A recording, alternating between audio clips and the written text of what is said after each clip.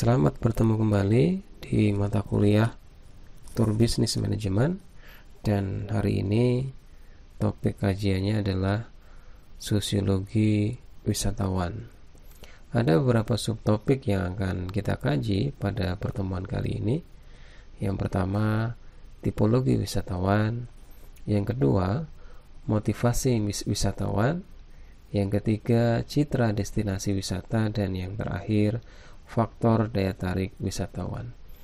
Materi pada hari ini juga termasuk materi yang penting untuk dipahami, karena materi ini akan memberikan pemahaman kepada kita bagaimana membedakan jenis-jenis wisatawan dan juga motivasinya, termasuk juga memahami tentang citra destinasi wisata, yang mana ketika nanti kita membuat sebuah produk perjalanan wisata, maka hal-hal ini menjadi pertimbangan, ya.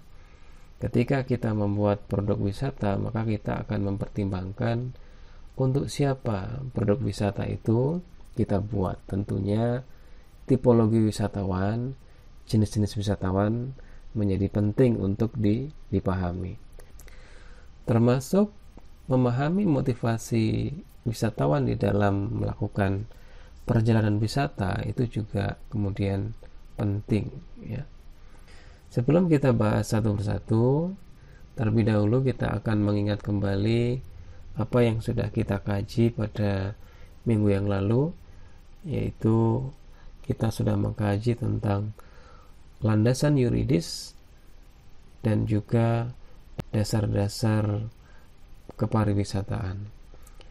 Landasan yuridis yang kita bahas minggu yang lalu yaitu Undang-Undang Nomor 10 Tahun 2009, dan adapun dasar-dasar wisata yang kita kaji minggu yang lalu, kita fokuskan pada memahami pariwisata sebagai sistem dan juga memahami pariwisata sebagai industri. Nah, pariwisata sebagai sistem itu pada hakikatnya kita memahami apa yang diperlukan, ya, oleh wisatawan, mulai dari dia berangkat menuju objek daya tarik wisata, kemudian kembali lagi ke tempat asalnya. Apa-apa yang dibutuhkan oleh wisatawan di dalam aktivitas atau kegiatan kepariwisataannya, itulah yang merupakan elemen-elemen atau komponen-komponen di dalam pariwisata itu sendiri, yang mana setiap komponen itu memiliki keterkaitan dengan komponen yang lainnya. Dan hal yang penting yang harus kita pahami kembali bahwa ketika nanti kita membuat sebuah paket perjalanan wisata, maka elemen-elemen di dalam sistem pariwisata ini harus menjadi pertimbangan juga, gitu ya. Atraksinya, fasilitasnya, transportasinya, akomodasinya, dan sebagainya. Baik, sekarang kita mulai masuk ke subtopik inti yang akan kita kaji pada pertemuan kali ini, yaitu tentang tipologi wisatawan, ya.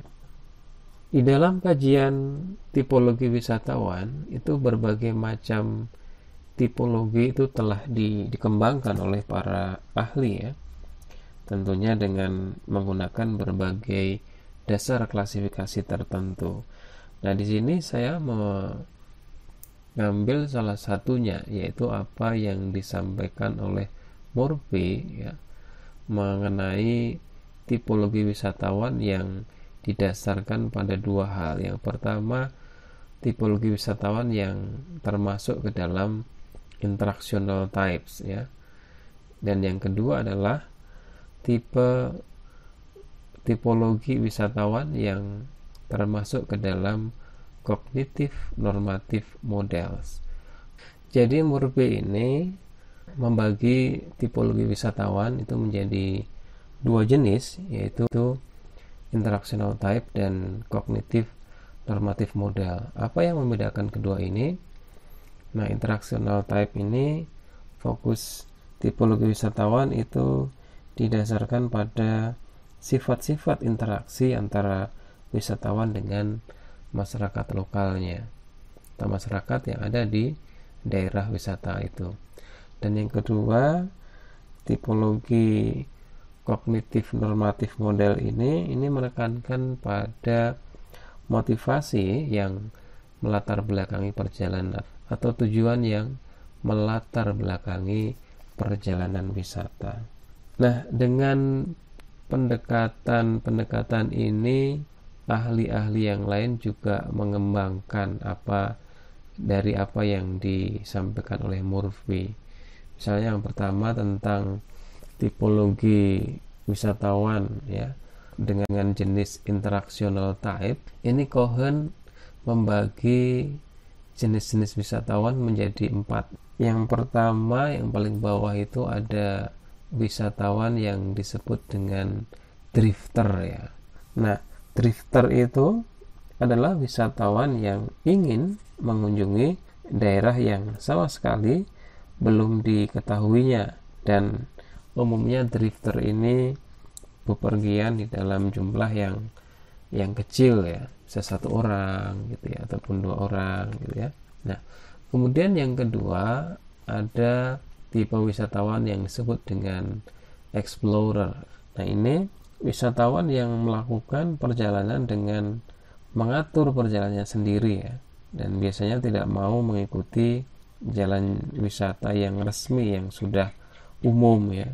Nah, explorer ini memang tipe wisatawan yang mencari hal yang tidak umum ya, atau off the beaten track ya. Nah, wisatawan seperti ini umumnya juga bersedia memanfaatkan fasilitas dengan standar lokal, dan tingkat interaksinya dengan masyarakat lokal itu juga tinggi gitu ya.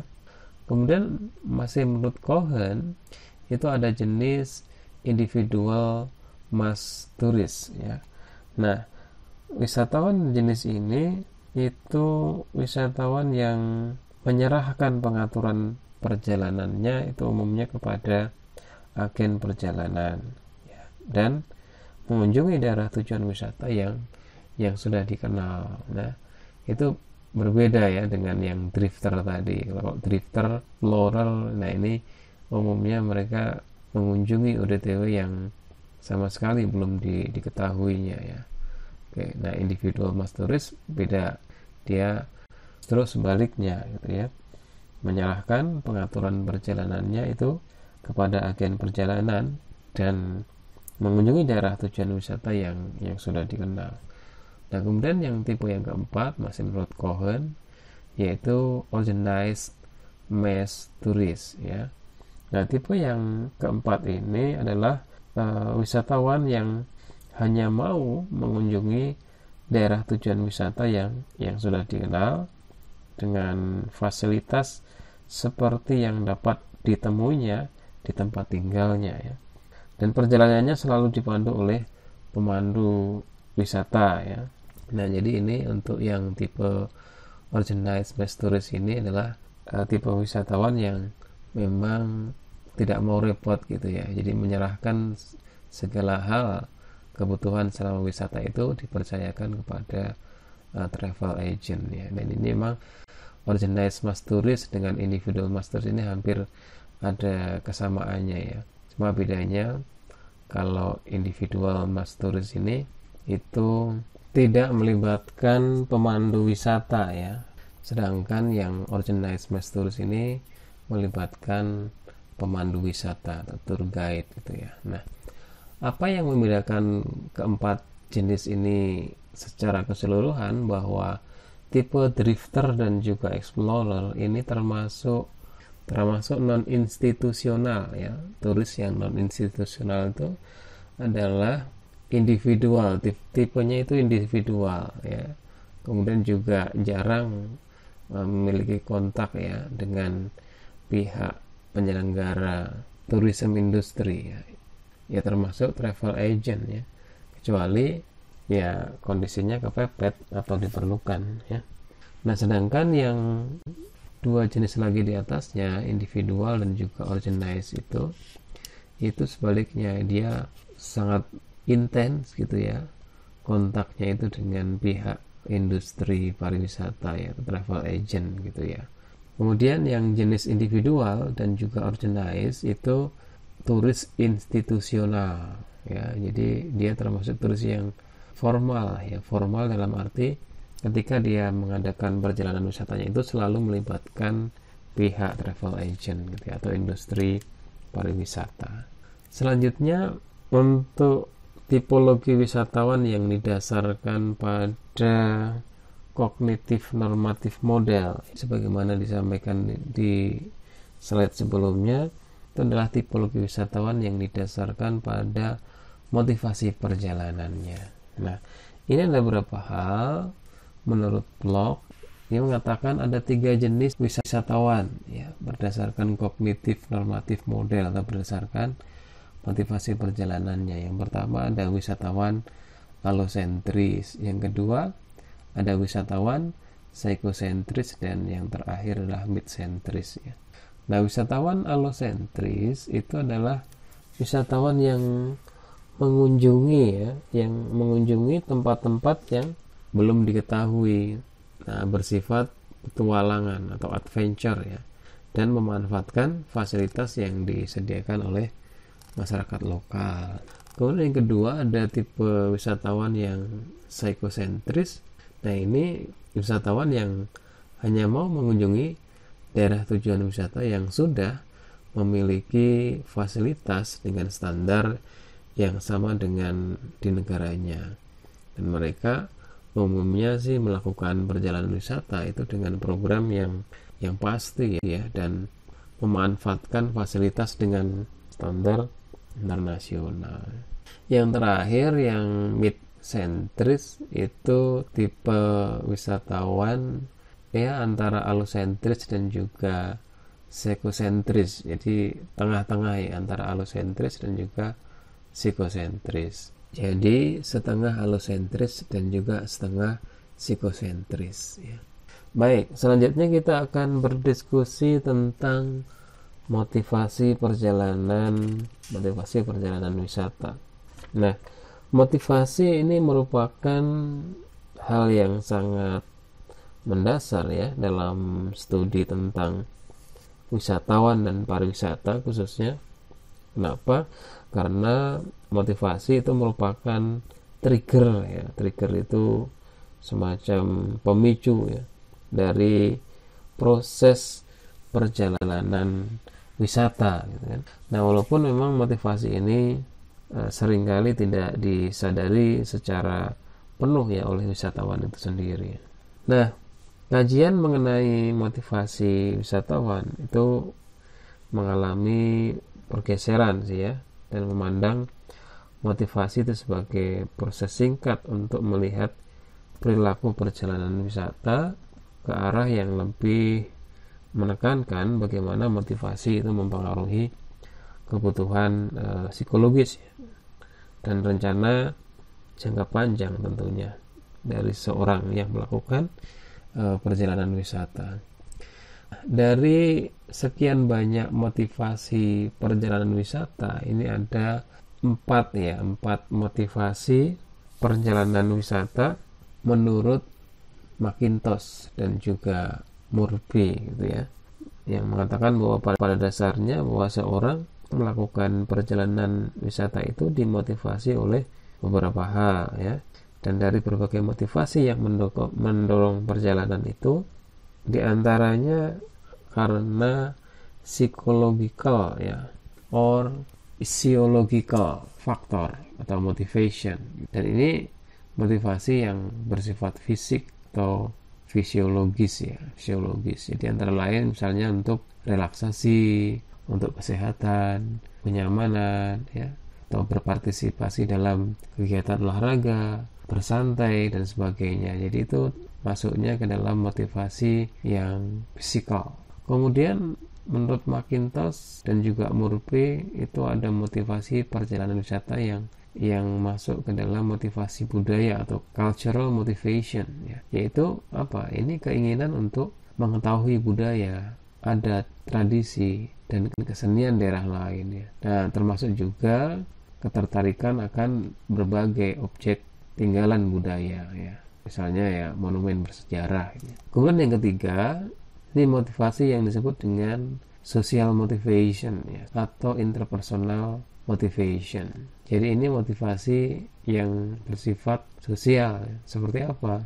Misalnya mengunjungi teman dan keluarga, ya, atau bahasa Inggrisnya mungkin visiting friend and relatives, menemui mitra kerja, melakukan hal-hal yang dianggap mendatangkan gengsi atau nilai prestis, ya, melakukan ziarah, pelarian dari situasi-situasi yang membosankan. Ini termasuk ke dalam motivasi sosial ini. Kemudian yang terakhir itu ada fantasi atau motivasi berupa fantasi. Maksudnya apa?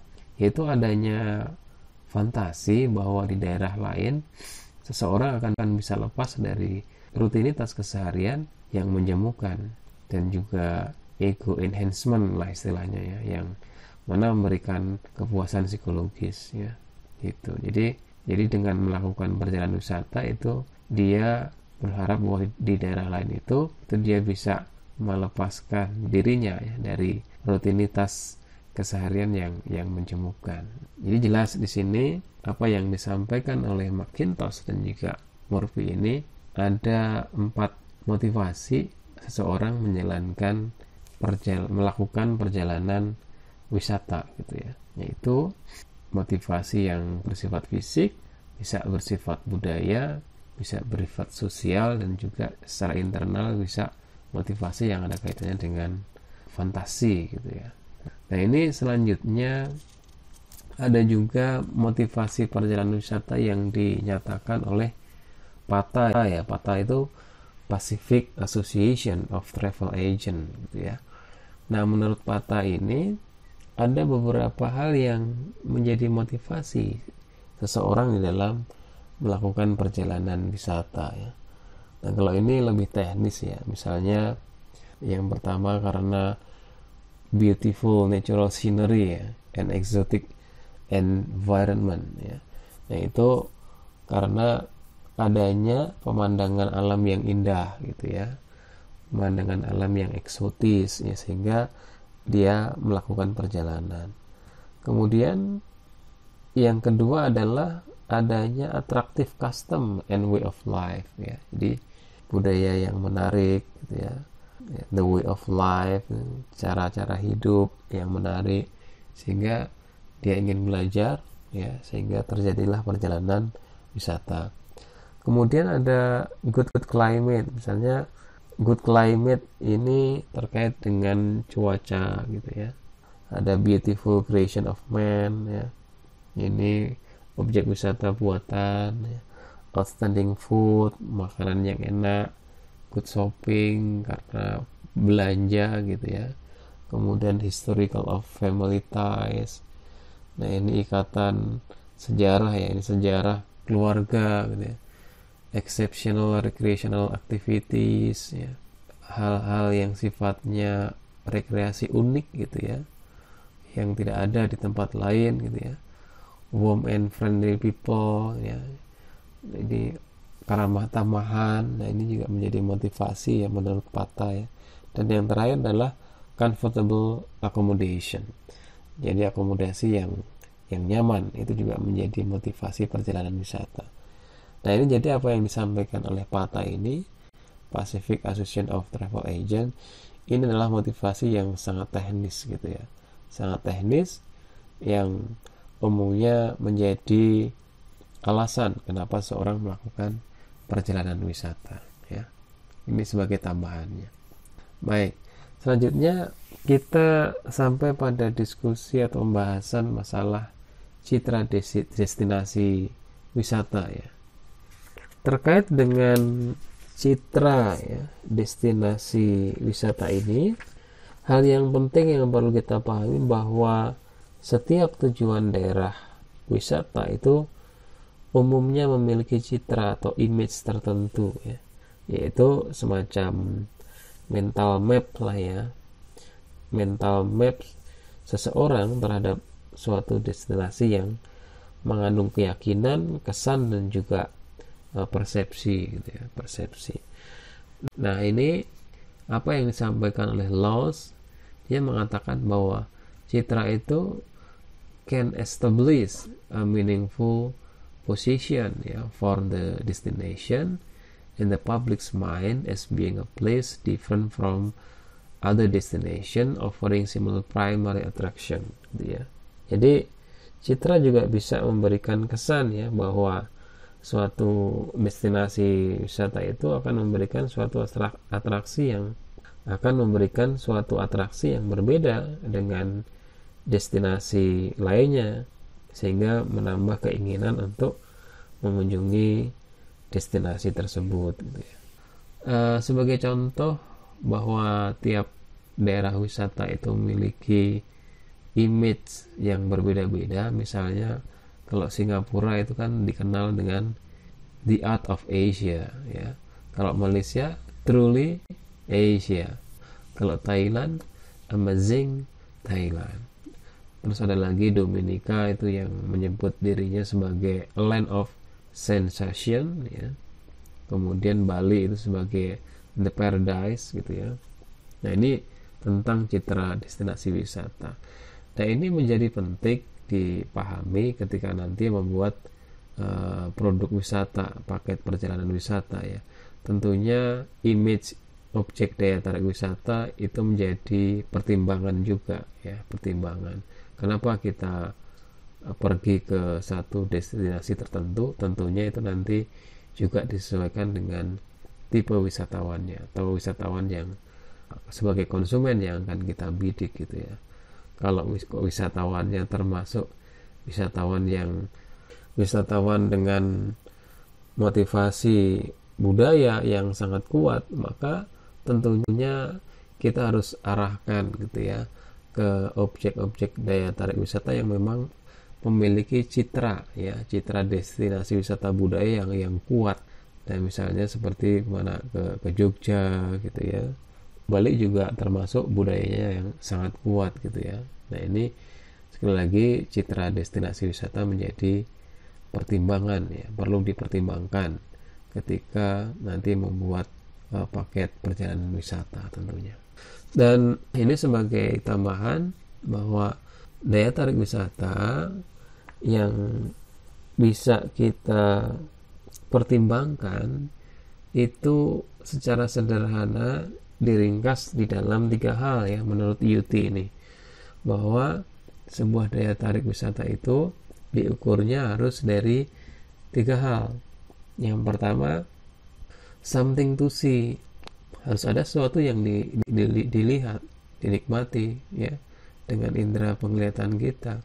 Nah, itu harus bisa dijelaskan. Yang kedua, harus ada something to do ya, harus ada sesuatu yang bisa dilakukan di sana, ngapain saja gitu kan.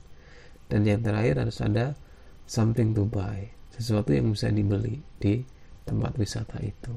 Nah, ini menjadi kunci ya penetapan sebuah objek wisata yang kita kunjungi ya. Jadi nanti pas membuat paket perjalanan wisata harus dipastikan something to see-nya, something to do-nya, something to buy-nya di objek wisata yang akan dituju itu. Nah, kemudian yang terakhir ini ada faktor-faktor pendorong dan juga penarik perjalanan wisata, yang sebenarnya ini hampir sama dengan motivasi gitu ya. Nah, ini menurut Ryan ya, ini mengatakan faktor pendorong dan penarik perjalanan wisata. Yang pertama adalah escape gitu ya, yaitu ingin melepaskan diri dari lingkungan yang dirasakan menjemukan ya, atau kejenuhan dari pekerjaan sehari-hari misalnya. Yang kedua, untuk relax ya, jadi keinginan untuk penyegaran ya. Dan yang ketiga, bermain, jelas ya, bermain, ingin menikmati kegembiraan melalui berbagai permainan yang merupakan upaya sejenak ya untuk membebaskan diri dari hal-hal yang serius lah ya, pekerjaan ya tadi ya. Kemudian yang keempat, faktor yang kaitannya dengan ingin mempererat hubungan kekerabatan ya, visiting friend and relation tadi ya. Keakraban, hubungan kerabatan ini juga terjadi di antara anggota keluarga yang melakukan perjalanan bersama-sama gitu ya. Kemudian yang kelima ada prestige ya, gengsi maksud itu ya, karena faktor gengsi. Yang keenam ya, interaksi sosial ya, interaksi sosial dengan teman sejawat mungkin ya, dengan masyarakat lokal yang dikunjungi bisa jadi.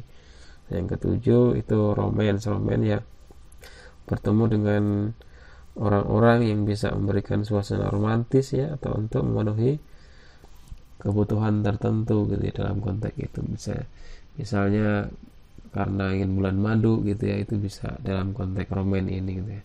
Dan yang terakhir adalah educational opportunity ya. Jadi keinginan untuk melihat sesuatu yang baru, mempelajari orang lain ataupun daerah lain ya, untuk mengetahui budayanya gitu ya, untuk meneliti budayanya ya. Dan ini umumnya sih educational opportunity menjadi faktor pendorong paling dominan ya dalam kegiatan pariwisata. Baik, itu saja yang bisa kita diskusikan pada hari ini. Kita akan bertemu kembali di topik yang berbeda.